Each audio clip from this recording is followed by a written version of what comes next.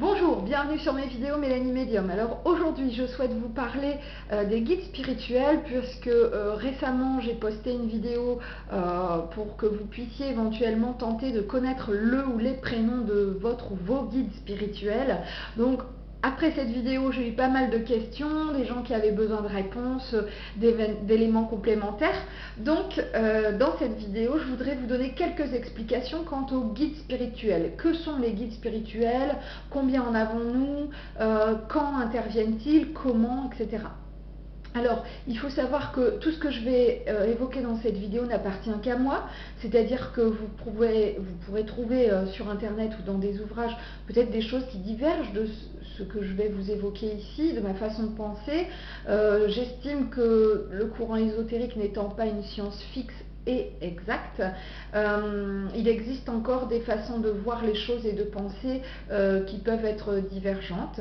Je ne suis pas fermée aux autres façons de penser, mais à l'heure d'aujourd'hui, en 2015, et après 5 bonnes années d'expérience, je vais donc vous délivrer ma façon de voir les choses par rapport au guide spirituel. Alors selon moi, déjà un guide spirituel, souvent on me dit, mais est-ce que c'est un défunt? Est-ce que ça peut être quelqu'un qui est vivant? Comment c'est possible? Alors concrètement, un guide spirituel n'est forcément pas quelqu'un de vivant, ça n'est pas quelqu'un de votre entourage, ça ne peut pas être votre mari, votre frère, votre soeur, votre père, non. Alors par contre, c'est vrai qu'on peut ressentir, et de manière de toute façon légitime, la présence de quelqu'un de proche, vivant, qui, on a l'impression qu'il nous protège, qu'il est toujours là quand il le faut, qu'il y a quelque chose qui se lie entre lui et nous. C'est tout à fait possible, hein. On peut avoir quelqu'un qui est vivant et qui va avoir une mission, la mission de nous protéger sur Terre. La mission d'un guide spirituel est tout autre. Souvent il s'agit d'un défunt. Alors je précise parce que souvent j'ai cette question, est-ce que c'est forcément un défunt de notre famille? Non. Alors certains le regretteront, certains auront du mal avec cette réponse, je l'entends. Cependant, il ne s'agit pas systématiquement, et je dirais même plutôt, il s'agit rarement d'un défunt qui nous est proche. Un guide spirituel, il s'agit de quelqu'un qui est décédé à un moment ou un autre, hein, ça peut être il y a 100 ans comme il y a 3 ans. Et là aussi, je sais que j'aurai des confrères qui me contrediront, mais ça c'est ma façon de penser par rapport à ce que j'ai acquis et compris de ce qu'ont pu m'en dire mes guides et les défunts. Donc ça peut être quelqu'un qui est défunt, que vous avez connu ou non, de manière éloignée ou non, parce que parfois les gens me disent, je comprends pas pourquoi vous me dites que telle grand-mère est proche de moi, elle me protège alors que je l'ai pas connue, elle est décédée avant que je naisse. Oui, mais c'est pas le problème ça.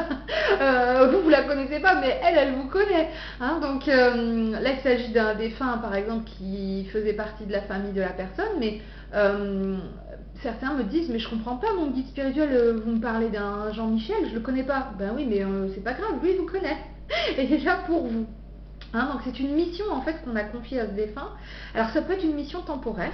Alors il y a 2 types de missions temporaires.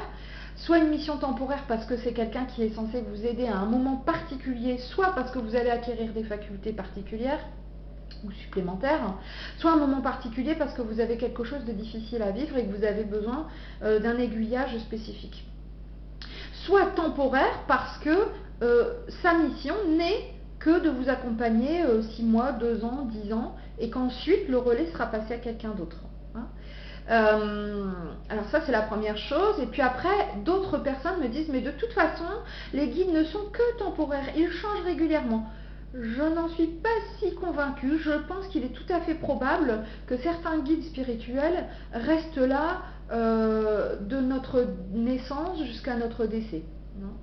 Alors après, je ne voudrais pas imposer mes façons de voir, mais en tout cas, je vous donne ma façon de penser par rapport à ça. Alors ensuite, par rapport aux guides spirituels, la question qui se pose souvent, c'est mais comment on peut les reconnaître? Comment on peut savoir combien il y en a? Eh bien ça, c'est à votre propre appréciation, d'une part, et d'autre part, le nombre peut varier, puisque je viens de vous dire que parfois, certains guides étaient là de manière temporaire. Alors je vous donne mon exemple personnel. Lorsque j'ai commencé, j'avais 2 personnes, un homme et une femme, qui m'étaient proches, hein, que j'avais connus, qui étaient des défunts voilà, que j'avais côtoyé. Et donc qui était là pour me guider dans mon début de spiritualité et de médiumnité. Ils sont restés là quelques temps. Ensuite, j'ai eu deux guides, deux hommes que je ne connaissais pas, dont je n'ai même pas demandé le prénom. Et les gens souvent me disent, bah, tu sais pas comment ils s'appellent? Ben non. Bon. Et en fait, je vais pas dire que ça ne m'intéresse pas, mais ça n'est pas l'essentiel pour moi, puisque nous avons une facilité de communiquer ensemble et la question ne s'était pas posée à moi. Donc je leur ai posé la question il y a quelques temps. Et j'ai pas noté la réponse. Ce qui fait que je sais que ce sont deux hommes, mais je n'ai toujours pas leur prénom.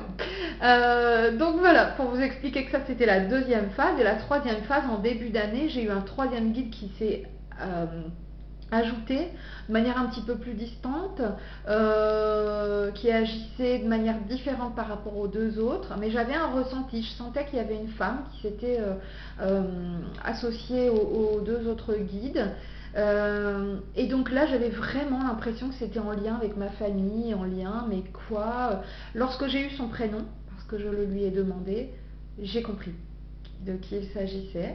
Il s'agissait de la marraine de ma maman. Et elle est restée un moment, quelques mois, et visiblement là j'ai le sentiment qu'elle est repartie. Donc voilà mon exemple l'exemple qui m'est personnel pour pouvoir un petit peu illustrer ces passages de guide dans votre vie. Alors forcément, moi je suis convaincue que j'en aurai encore d'autres qui viendront se greffer ou s'échanger au fil du temps. Et alors comment je peux reconnaître ces deux guides qui m'accompagnent? En fait, moi je les entends, alors je reviendrai sur cette notion, mais je les entends et lorsque je les entends, j'entends bien qu'ils n'ont pas la même voix et ils n'ont pas la même façon de parler, ils n'ont pas le même vocabulaire, il y en a un qui parle plus que l'autre, il y en a un qui est beaucoup plus précis, enfin voilà, comment je reconnais la différence. Alors d'autres personnes me disent, mais oui, mais comment on peut savoir qu'il s'agit d'un guide spirituel que l'on entend, que l'on voit ou que l'on pense ressentir, ou d'un défunt? Ah, alors là, ça, c'est une question complètement subjective, c'est vous qui allez le ressentir. Pour moi, c'est très clair, quand c'est un défunt, je le sais, je le ressens. Au fond de moi, je le sais tout de suite, qu'il ne s'agit pas d'un de mes guides. Vous expliquer comment, c'est un petit peu compliqué parce que c'est quelque chose de flou, de diffus, de très subjectif, de personnel. Mais je vais tenter avec quelques mots, même si vous comprendrez aisément que ça n'est pas simple. Lorsque j'entends mes guides spirituels, je ressens comme une vibration juste avant. D'ailleurs, quand je les entends, j'ai toujours ce besoin ou cette envie d'en prendre note. Donc je vais chercher mon petit cahier, mon crayon, et puis je note tout ce qu'ils me disent. Bon, forcément, lorsque je suis dans le lit, lorsque je suis en voiture, ça n'est pas possible, alors j'essaie d'emmagasiner ce qu'ils me disent. Même si mon esprit ne l'a pas retenu, ma mémoire ne l'a pas retenu, mon cœur en a été imprégné et donc ça reste quand même en moi. Lorsqu'il s'agit d'un défunt, je n'ai pas cette vibration juste avant. Je ressens qu'il y a une présence,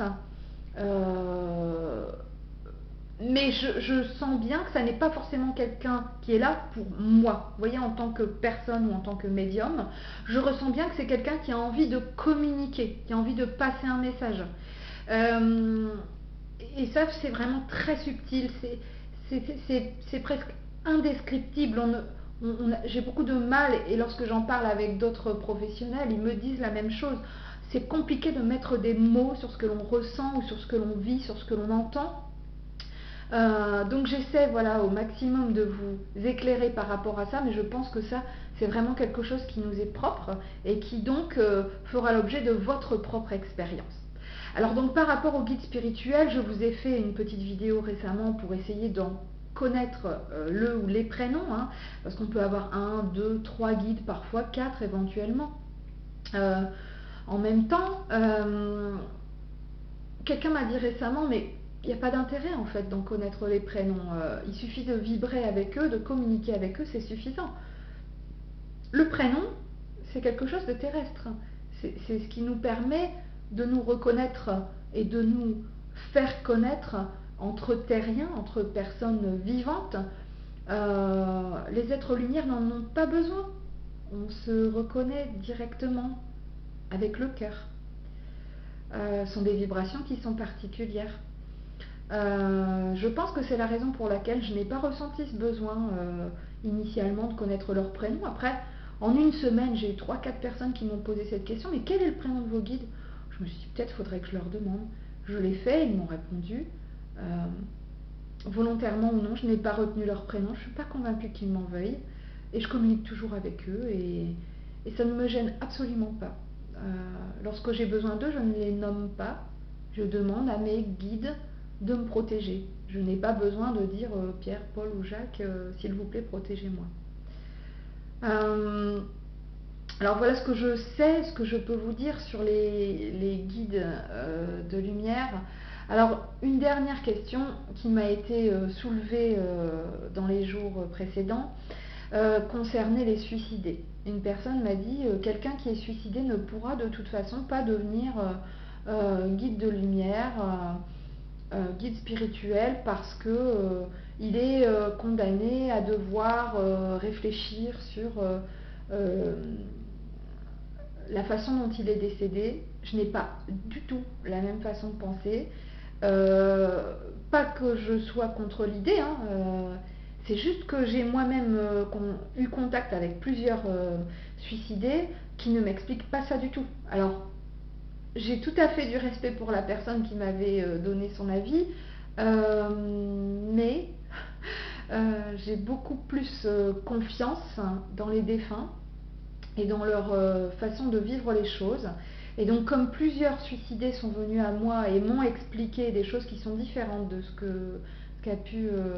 ce dont a pu me faire part cette personne, je reste donc convaincue que les personnes qui sont suicidées d'une part ne sont pas bloquées, comme certains peuvent le penser, ils sont dans le néant, ils sont dans les limbes, pas du tout, hein. Enfin, ça n'a rien à voir, hein. Par contre, c'est vrai que peut-être certains peuvent choisir parce qu'on leur laisse le choix, et j'insiste sur ça, de pouvoir soit se mettre à l'écart pour pouvoir réfléchir à leur vie, à la façon dont ils ont souhaité s'en défaire, et d'autres peuvent en effet accepter une mission très rapidement de protection d'une personne. Alors ça peut être protection ou guidance, hein, ou les deux. Voilà la raison pour laquelle, ça ce sont les dires de plusieurs suicidés, hein. C'est la raison pour laquelle je n'adhère pas au fait que les suicidés ne peuvent pas être guides de lumière puisqu'ils m'en ont eux-mêmes parlé. Alors je pense que j'ai fait le tour sur mes connaissances par rapport aux guides de lumière. Alors, c'est vrai qu'il serait peut-être encore plus judicieux d'avoir des questions-réponses et j'aurais encore peut-être plus de choses à vous dire qui ne me viennent pas là dans l'instant.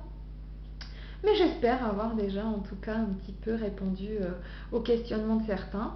N'hésitez pas sous cette vidéo à laisser vos commentaires, à me poser vos questions. Vous pouvez aussi me contacter pour ça par email, mélaniemedium@orange.fr, ou alors directement sur Facebook, Mélanie Ducloy, D-U-C-L-O-Y, Mélanie Medium. Et ainsi on pourra encore échanger ensemble autour de ce très vaste sujet. Il est très fortement probable que dans 10 ans, peut-être même moins, je refasse une vidéo où je vous explique encore plus de choses ou des choses différentes avec une vision encore plus élargie. Merci en tout cas pour toutes les personnes qui visionnent mes vidéos, qui les partagent, qui mettent des commentaires très agréables, très appréciables. Je suis ravie que les vidéos que je crée régulièrement vous fassent plaisir, répondre un petit peu à vos questions et puis vous fassent avancer. Je vous ai expliqué au début de cette vidéo que l'une de mes missions, enfin une mission que m'avaient confié mes guides était le partage. Elle passe donc dans ces vidéos qui sont donc ma façon à moi de pouvoir partager mes connaissances et mes expériences avec vous tous. À bientôt!